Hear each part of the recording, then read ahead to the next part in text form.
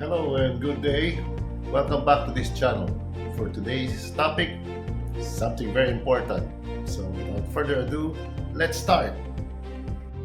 In order for us to understand why we reached this level, let's try to review some historical dates that led ultimately to this present situation. It started basically in 2014 at the height of the transition from Philippine MET to the standard STCW code.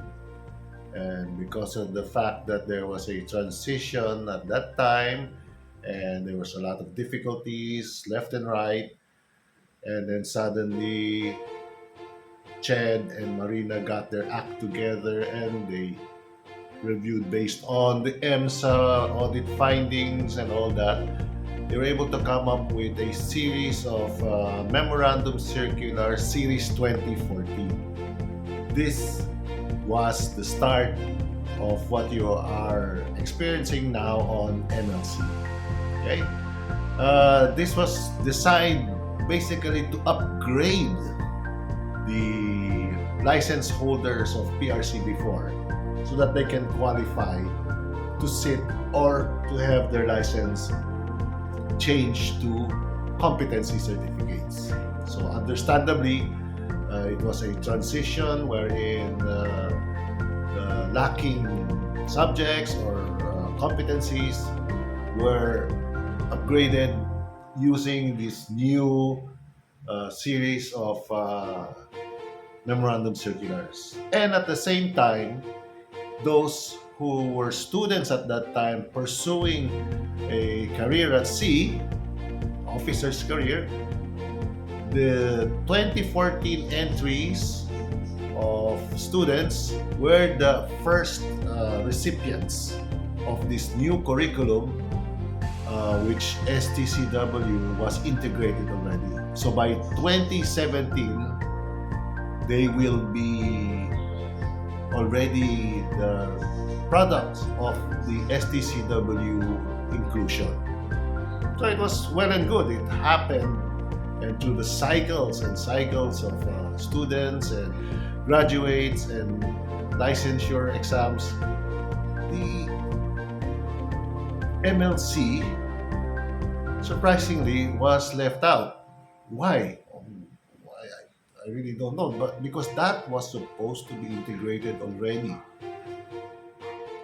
Working proof that this series of memorandum circulars were effective was the eventual phasing out of the MC on the operational levels. So they finished all those PRC based seafarers until there came a time wherein these students and recipients of the STCW had to sit for their first competency license, which they did not have to take anymore any upgrading or updating. These words are used very easily, but you know there's a subtle difference in both. But going forward, yes, the OLC was phased out, but MLC remained. For whatever reason, I don't know. And one more thing, it had been noted that even proficiency courses, such as your basic training, you had to take it outside of your BS program. Why? What happened? That those things are supposed to be included in the educational system. So let's go and see what this management level covers, which was not covered during the time of their BS program. So let's review what it takes to qualify for the updating. Aside from the years of sea service that is required, 12, 24, like that, in the capacity as the license being presently held okay, to qualify for the next management level license. You also need to take up management level courses that are being offered in accredited maritime training institute. And looking at the breakdown of these MLCs for both deck and engine, I'm looking at the time element. Okay, so for deck MLC, the offer is 54 days for functions 1, 2, and 3. Take note, 54 days. As with the engine, the MLC, it is 70 days, 70 days, covering functions 1, 2, 3, and 4. So in terms of hours, 8 hours per academic day, that would bring a total of 432 academic hours for the deck and 560 academic hours for the engine. Can you imagine that? That that practically ate up all your vacation time and more. So I see the reason why a lot of seafarers are up in arms, because first and foremost, if we deep dive onto the elements of these functions and competencies, you'd be surprised, but how are they not able to take this up during their bachelor's program? Why is it being offered only now?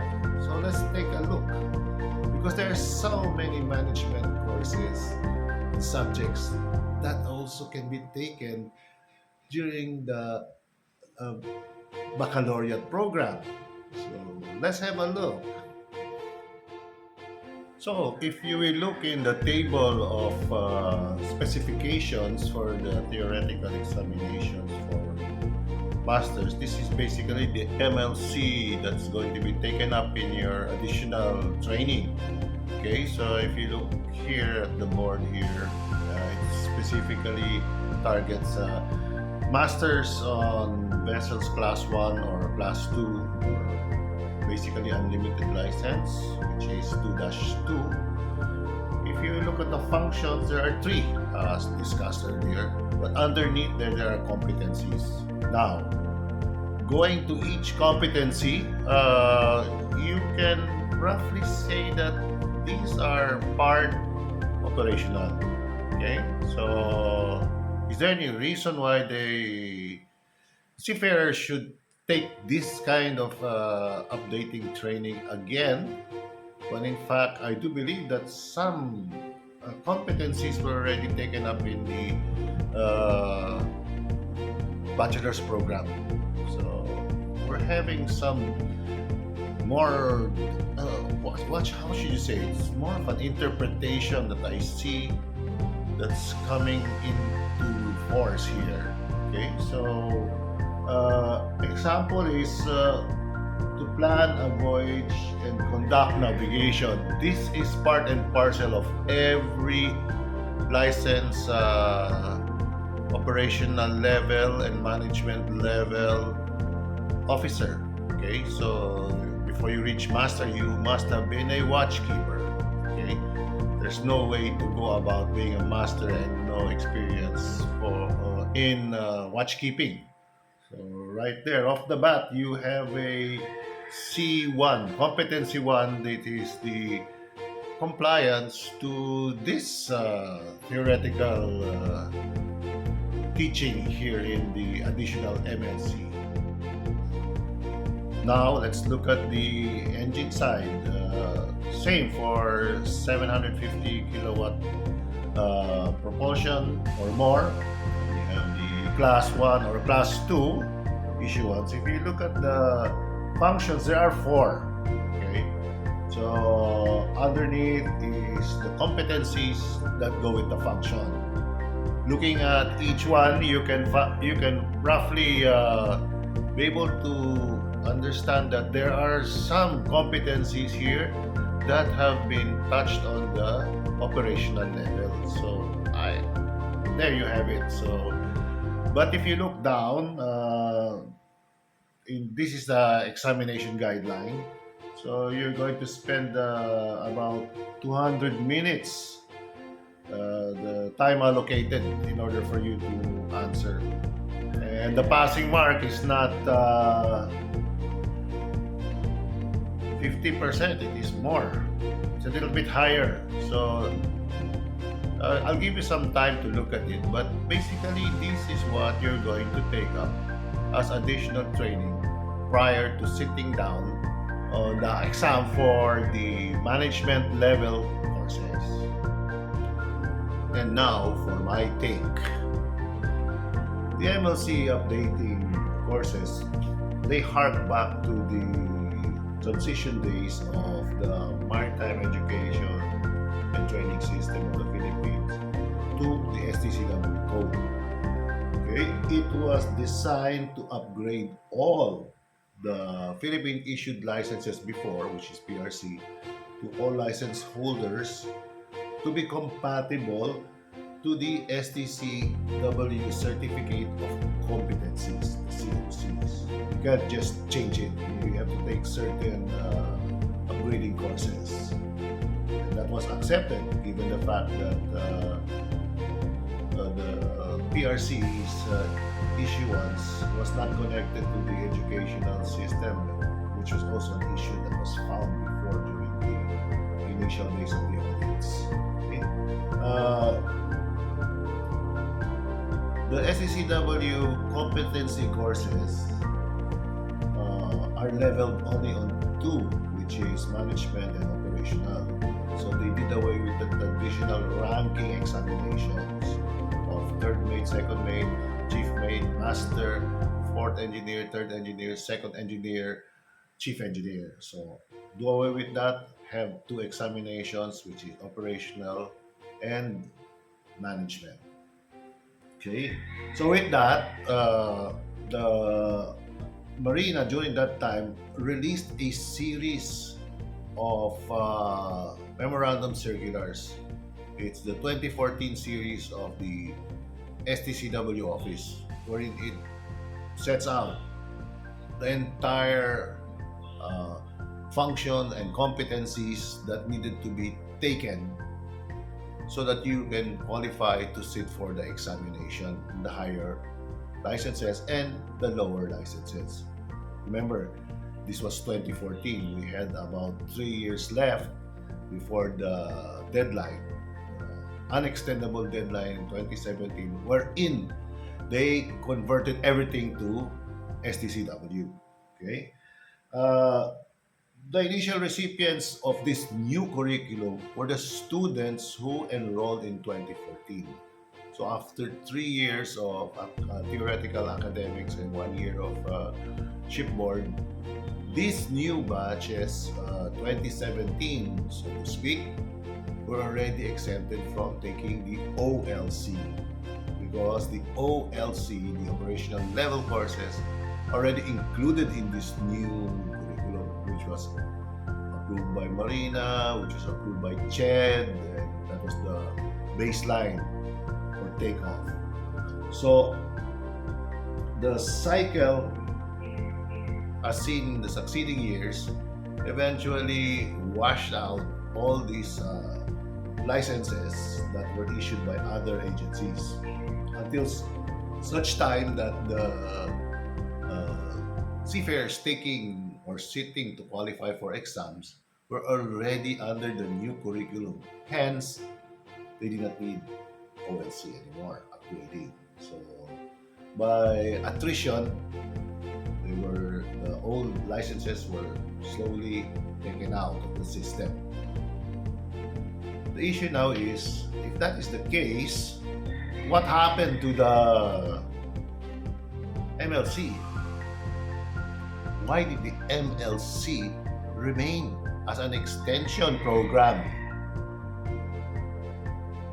outside the normal curriculum? Why wasn't it phased out similar to the OLC?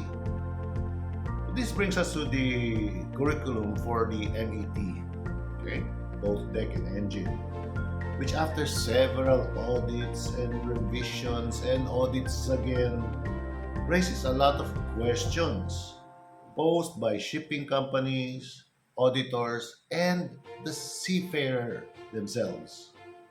Some of which are, there's a lot, but these are the valid, more valid, and very generally accepted questions that have been floating around.